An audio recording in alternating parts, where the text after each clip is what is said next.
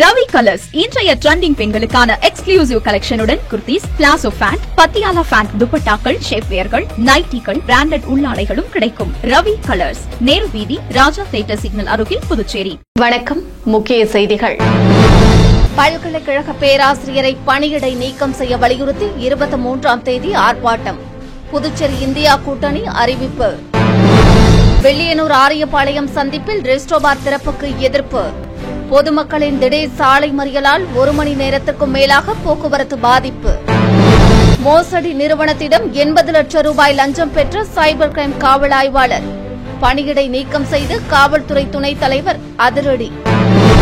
பணி நிரந்தரம் செய்ய வலியுறுத்தல். புதுச்சேரி சட்டசபை நோக்கி ஒப்பந்த ஆசிரியர்கள் பேரணி. நம்ம பாண்டிச்சேரிக்கு ரிலையன்ஸ் ஃபேஷன் வேர்ல்ட் வந்தாச்சு.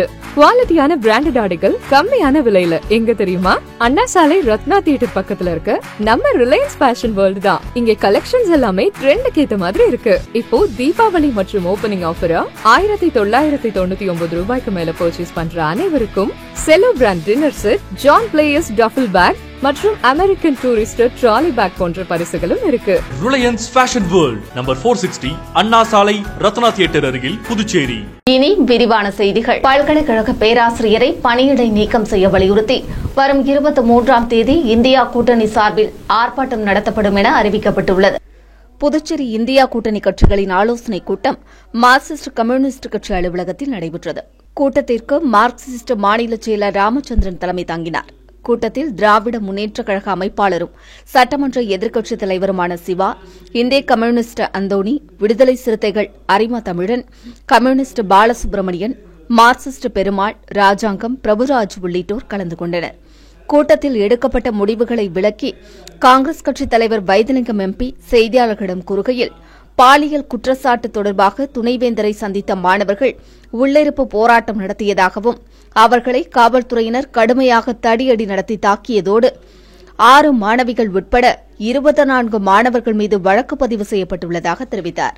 ஆனால் பாலியல் குற்றச்சாட்டுக்கு உள்ளான பேராசிரியர்கள் மீது இதுவரை எந்த நடவடிக்கையும் எடுக்கப்படவில்லை என்றும், மாணவர்கள் மீது வழக்கு பதிவு செய்துள்ள காவல்துறை பாலியல் குற்றச்சாட்டுக்கு உள்ளான பேராசிரியர் மீது ஏன் இன்னும் முதல் தகவல் அறிக்கை கூட பதிவு செய்யப்படவில்லை என கேள்வி எழுப்பினார். முதலில் பேராசிரியர்கள் மீது எஃப்ஐஆர் பதிவு செய்ய வேண்டும், குற்றச்சாட்டுக்கு உள்ளான பேராசிரியர்களை பணியிடை நீக்கம் செய்ய வேண்டும், குற்றச்சாட்டுள்ள பேராசிரியர்கள் மாணவர்களுக்கு மதிப்பெண் வழங்கும் பொறுப்பில் உள்ளது நியாயமற்ற செயல் என்றும் கூறினார். மேலும் இப்பிரச்சினை தொடர்பாக மகளிர் காவல்துறை வாயிலாக விசாரணை நடத்த வேண்டும் என்று வலியுறுத்திய வைத்திலிங்கம், மகளிர் காவல்துறையில் உள்ள உயர் அதிகாரியை கொண்டு விசாரணை நடத்த வேண்டும் என்றார். இதுகுறித்து இன்னும் 2 நாட்களில் ஆளுநர் கைலாஷ்நாதனை சந்தித்து இந்தியா கூட்டணி தரப்பில் மனு அளிக்க உள்ளதாக குறிப்பிட்ட அவர், கோரிக்கைகளை வலியுறுத்தி வருகிற 23ஆம் தேதி பல்கலைக்கழக வாயிலில் இந்தியா கூட்டணி சார்பில் போராட்டம் நடத்தப்படும் என்றார். போன்று பல்வேறு குற்றச்சாட்டுகள் இன்றைய தினம் வெளியிலே வந்து கொண்டிருக்கின்றன. பெயர் சொல்ல முடியாத அந்த பெண்கள், வெளியிலே சொல்ல முடியாத நிலையில் இருக்கக்கூடிய அந்த மாணவிகள் தங்களுடைய கருத்துக்களை வலைதளத்திலே வெளியிட்டிருக்கிறார்கள்.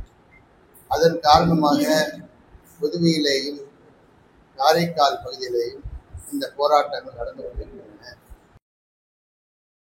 வெள்ளியனூர் ஆரியபாளையம் சந்திப்பில் ரெஸ்டோபார் திறப்புக்கு எதிர்ப்பு தெரிவித்து கிராம மக்கள் திடீர் சாலை மறியல் போராட்டத்தில் ஈடுபட்டதால் புதுச்சேரி விழுப்புரம் நெடுஞ்சாலையில் கடும் போக்குவரத்து பாதிப்பு ஏற்பட்டது.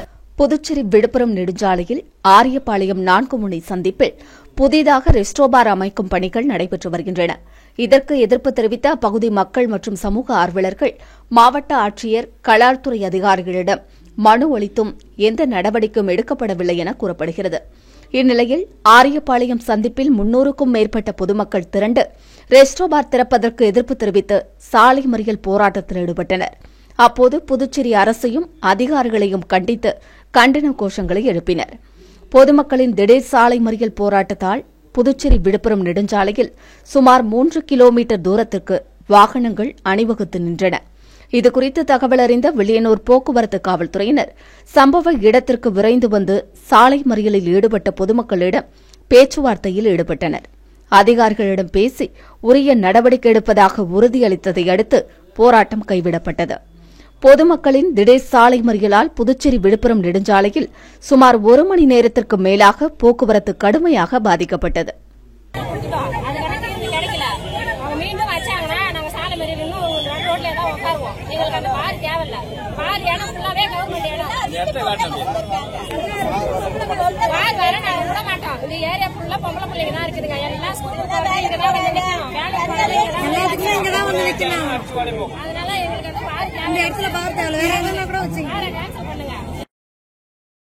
புதுச்சேரியில் பல கோடி ரூபாய் மோசடி செய்த நிறுவனத்திடம் 80 லட்சம் ரூபாய் லஞ்சம் வாங்கிய சைபர் கிரைம் காவல் ஆய்வாளர் பணியிடை நீக்கம் செய்யப்பட்டுள்ளது அதிர்ச்சியை ஏற்படுத்தியுள்ளது. புதுச்சேரி காமராஜர் சாலையில் கோஃப்ரி என்ற சைக்கிள் நிறுவனம் செயல்பட்டு வந்தது. இந்நிறுவனம் மக்களிடம் நிதியை பெற்று பல கோடி ரூபாய் மோசடி செய்ததாக வந்த புகாரின் அடிப்படையில் புதுச்சேரி சைபர் கிரைம் காவல்துறையினர் கடந்த ஏப்ரல் 3ஆம் தேதி நிறுவனத்தில் சோதனையிட்டனர். அப்போது போலி ஆவணங்கள், பான் கார்டு, 2.45 கோடி ரூபாய் பணத்தை கைப்பற்றினர். நிறுவனத்தின் தலைமை அதிகாரியான கேரளாவைச் சேர்ந்த நிஷாத் அகமது உட்பட பலர் மீது காவல் ஆய்வாளர் கீர்த்தி தலைமையிலான காவல்துறையினர் வழக்கு பதிவு செய்தனர். சைபர் கிரைம் காவல்துறையினர் வழக்கு பதிவுக்கு பின் அடுத்த கட்ட விசாரணைக்கு செல்லாமல் அமைதியாக இருந்தனர். இது பல்வேறு சந்தேகங்களை எழுப்பியது. அதோடு காவல்துறையில் புகாரளிக்க வருபவர்கள் பற்றிய விவரம் உடனுக்குடன் போலி நிறுவனத்தைச் சேர்ந்தவர்களுக்கும் தெரியவந்தது. இதனால் புகார் அளிக்கும் நபர்களிடம் போலி நிறுவன பிரதிநிதிகள் பேசி சமாதானப்படுத்தினர்.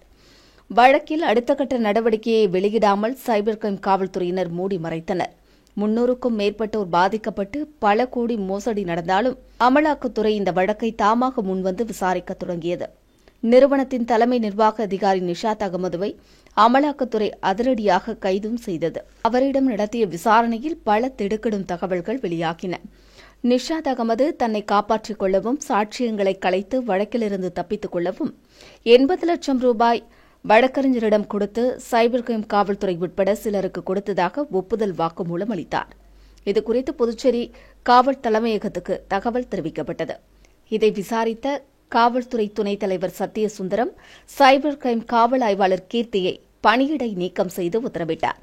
அமலாக்கத்துறை விசாரணையில் காவல் ஆய்வாளர் மட்டுமின்றி சில உயர் அதிகாரிகளுக்கும் பணம் கொடுத்ததும் தெரியவந்துள்ளது.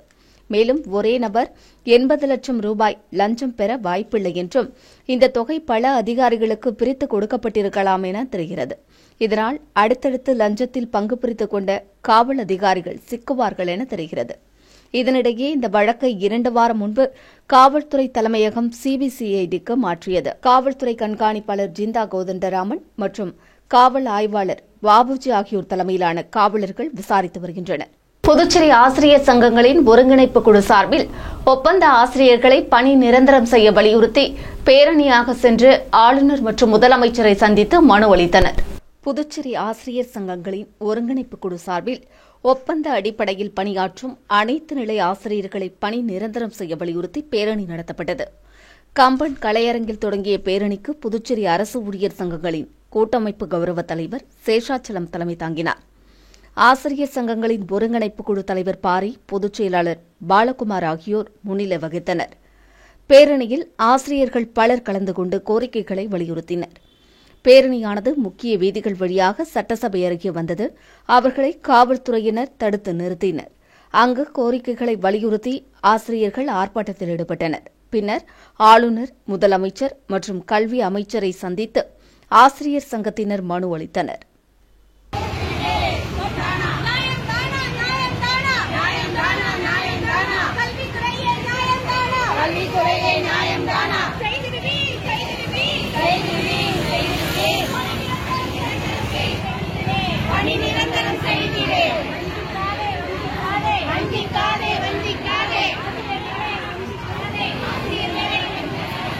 மத்திய அரசின் உழவர் உற்பத்தியாளர்கள் நிறுவன உருவாக்குதல் மற்றும் ஊக்குவித்தல் திட்டத்தின் கீழ் மாவட்ட அளவிலான 10வது கண்காணிப்பு குழு கூட்டம் மாவட்ட ஆட்சியர் தலைமையில் நடைபெற்றது. மத்திய அரசின் 10,000 உழவர் உற்பத்தியாளர்கள் நிறுவன உருவாக்குதல் மற்றும் ஊக்குவித்தல் திட்டத்தின் கீழ் மாவட்ட அளவிலான 10வது கண்காணிப்பு குழு கூட்டம் புதுச்சேரி மாவட்ட ஆட்சியர் தலைமையில் நடைபெற்றது. மாவட்ட ஆட்சியர் அலுவலகத்தில் நடைபெற்ற கூட்டத்தில் கண்காணிப்பு குழு உறுப்பினர்கள், உழவர் உற்பத்தியாளர்கள், நிறுவனத்தைச் சார்ந்த பங்குதாரர்கள் மற்றும் வணிக அமைப்புகள், திட்டத்தை செயல்படுத்தும் நிறுவனங்களின் பிரதிநிதிகள் கலந்து கொண்டனர். கூட்டத்தில் திட்டத்தின் மூலம் அமைக்கப்பட்ட 5 உழவர் உற்பத்தியாளர் நிறுவனங்களின் செயல்பாடுகள் குறித்து விவாதிக்கப்பட்டது. அனைத்து உழவர் உற்பத்தியாளர் நிறுவனங்களும் பலதரப்பட்ட வியாபாரங்களை முன்வைக்க வேண்டும் என்று மாவட்ட ஆட்சியர் கூட்டத்தில் அறிவுறுத்தினார். அதற்கு உண்டான உதவி பெற தேவையான நடவடிக்கைகள் எடுக்கப்படும் என்றும் மாவட்ட ஆட்சியர் தெரிவித்தார். கூட்டத்தில் வேளாண் துறை சார்ந்த கூடுதல் வேளாண் இயக்குநர்கள், துணை வேளாண் இயக்குநர், நபார்டு வங்கி மேலாளர், இந்தியன் வங்கி மேலாளர், கால்நடைத்துறை இயக்குநர், மீன்வளத்துறை துணை இயக்குநர் ஆகியோர் கலந்து கொண்டனர்.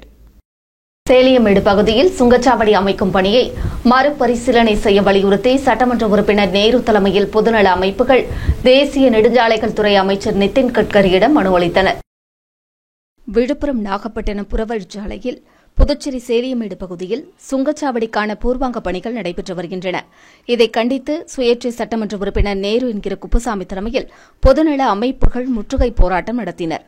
தொடர்ந்து சட்டமன்ற உறுப்பினர் நேரு தேசிய நெடுஞ்சாலைத்துறை மண்டல மேலாளருக்கும் தேசிய நெடுஞ்சாலைகள் துறை அமைச்சர் நிதின் கட்கரிக்கும் குறுகிய நிலப்பரப்பு கொண்ட புதுச்சேரிக்குள் சுங்க கட்டணம் வசூலிக்கும் நடவடிக்கை மக்களுக்கு பாதிப்பு ஏற்படுத்தும் என்றும் புதுச்சேரி மக்களுக்கு மிகப்பெரிய பொருளாதார இழப்பை உண்டாக்கும் எனவும் புதிய சுங்கச்சாவடி அமைப்பதை மறுபரிசீலனை செய்ய வேண்டும் என்று மனு அளித்தார்.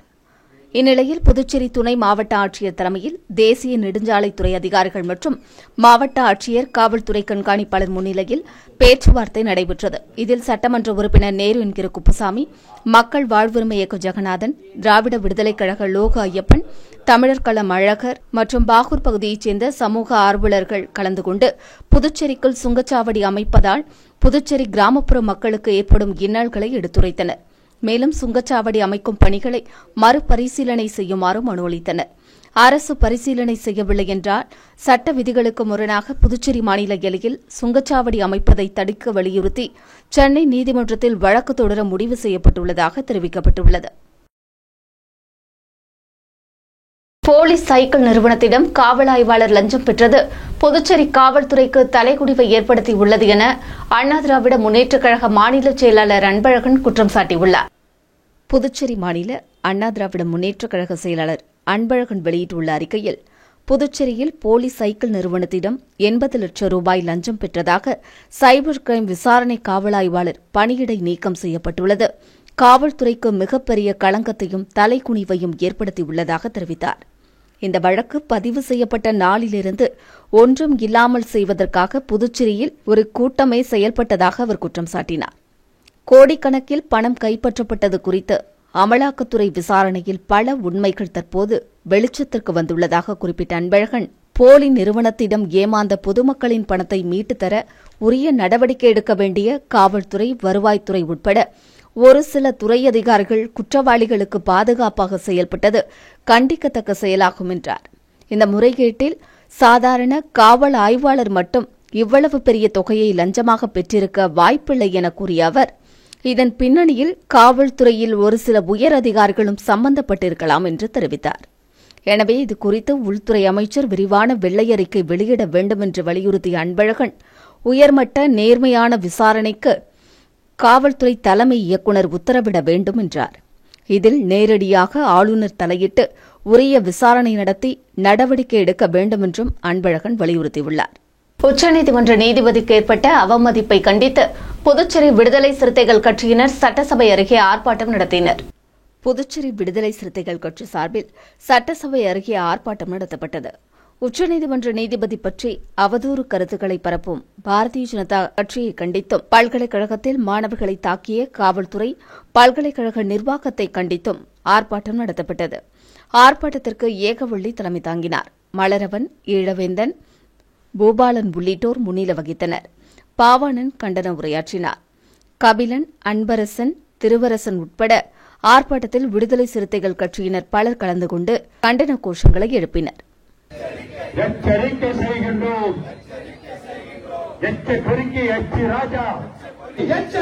எச்சரிக்கை எச்சரிக்கை செய்கின்றோம், எச்சரிக்கை செய்கின்றோம். அவதி பூமி பெரியார் மண் தமிழகத்தில் சாதியின் பெயரால், மதத்தின் பெயரால், சாதியின் பெயரால், மதத்தின் பெயரால் கலவரத்தை தூண்டுகின்ற வங்கி கூட்டமே, RSS கூட்டமே, வங்கி கூட்டமே, RSS கூட்டமே, முத்தியால்பேட்டை தொகுதியின் முன்னாள் சட்டமன்ற உறுப்பினர் வையாபுரி மணிகண்டன் வீடு வீடாக சென்று தொகுதி மக்களுக்கு தீபாவளி தொகுப்புகளை வழங்கி வாழ்த்து கூறினார். தீபாவளி பண்டிகையை முன்னிட்டு புதுச்சேரி முத்தியால்பேட்டை அண்ணா திராவிட முன்னேற்றக் கழகம் சார்பில் முத்தியால்பேட்டை தொகுதிக்குட்பட்ட 12,500 குடும்பங்களுக்கு தீபாவளி பரிசு தொகுப்பு வழங்கும் துவக்க நிகழ்ச்சி நடைபெற்றது. நிகழ்ச்சியில் அண்ணா திராவிட முன்னேற்றக் கழக முன்னாள் சட்டமன்ற உறுப்பினர் வையாபுரி மணிகண்டன் முத்தியால்பேட்டை மார்க்கெட் அருகே உள்ள விநாயகர் கோவிலில் சிறப்பு பூஜை செய்து தீபாவளி பரிசு தொகுப்பு வழங்கும் பணியை தொடங்கி வைத்தார்.